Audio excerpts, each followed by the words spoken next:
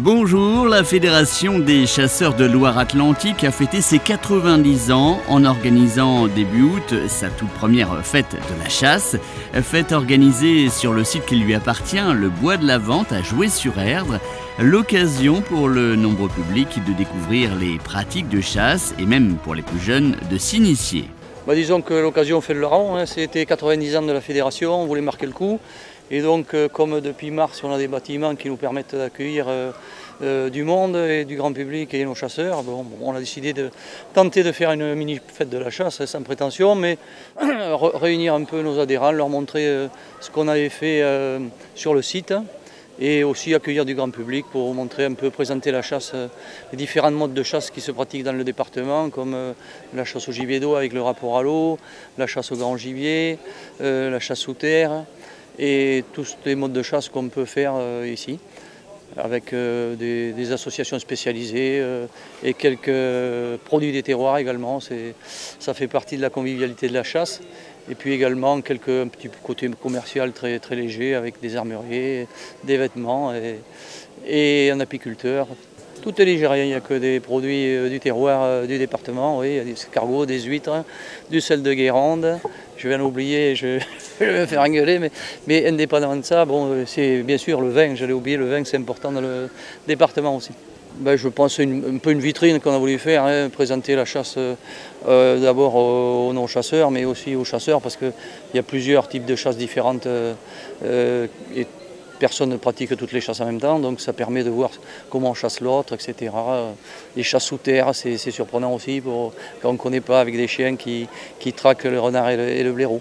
Et donc c'est tout un amalgame de chasse, de types de chasse pratiquées sur la Loire-Atlantique. Là. Oui, aïe, aïe, aïe, aïe, aïe. Ah, ah, ah, ah,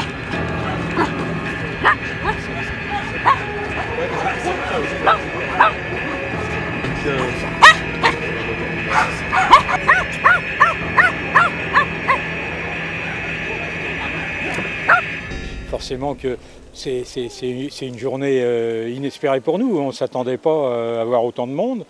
On nageait un petit peu dans l'expectative, on ne savait pas, puisque c'est la première fois qu'on l'organise en Loire-Atlantique. Mais on peut dire que ça fonctionne bien, ça marche bien, les chasseurs sont venus, les exposants sont là, les modes de chasse sont représentés. Si on renouvelle l'expérience, et je pense qu'on le fera, parce qu'on a envie de pérenniser ça forcément à l'avenir, et je pense qu'on va s'améliorer, il y aura encore davantage d'exposants et davantage de monde, parce qu'on s'y est pris un peu tard pour commencer, mais c'était aussi le but recherché, c'était de voir comment ça fonctionne, et puis voilà. La fédération, l'esprit de la fédération, c'est très familial. L'esprit du chasseur, c'est la convivialité. C'est familial, la convivialité. La chasse repose là-dessus. La chasse n'existerait pas sans la convivialité. Et c'est vrai qu'on peut être de tous bords, on peut être riche, pauvre, enfin avoir une petite chasse, une grande chasse, une grosse chasse, enfin chasser le petit gibier, le grand gibier. On est tous chasseurs et puis on sait se retrouver quand il faut. Aujourd'hui, on présente une exposition de trophées. C'est la première exposition de trophées officielle en Loire-Atlantique, où on a essayé de rassembler un certain nombre de trophées de chevreuils, de cerfs et quelques sangliers. Et puis on a aussi quelques espèces exotiques, on va dire pour nous ici, comme le chamois ou le mouflon, qui sont des gibiers de montagne. Mais en fait, c'était pour essayer d'intéresser les gens à la conservation des trophées, parce que c'est une image de la biologie et une histoire animale.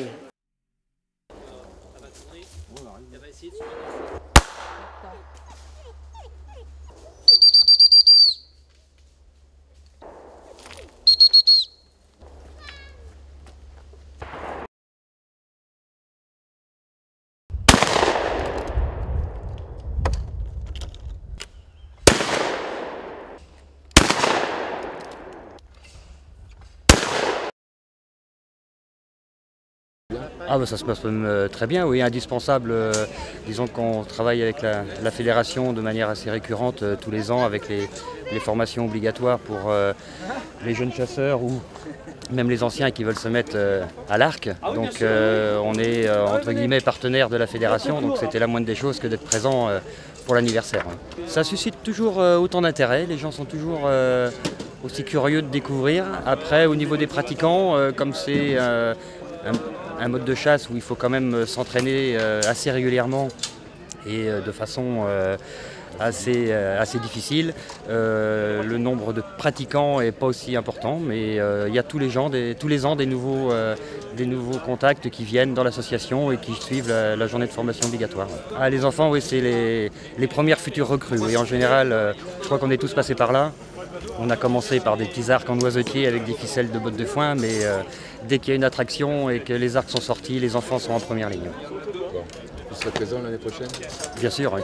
Et les années qui suivront. Et cette première fête de la chasse s'est clôturée par un spectacle humoristique du fameux Joseph Cougnas.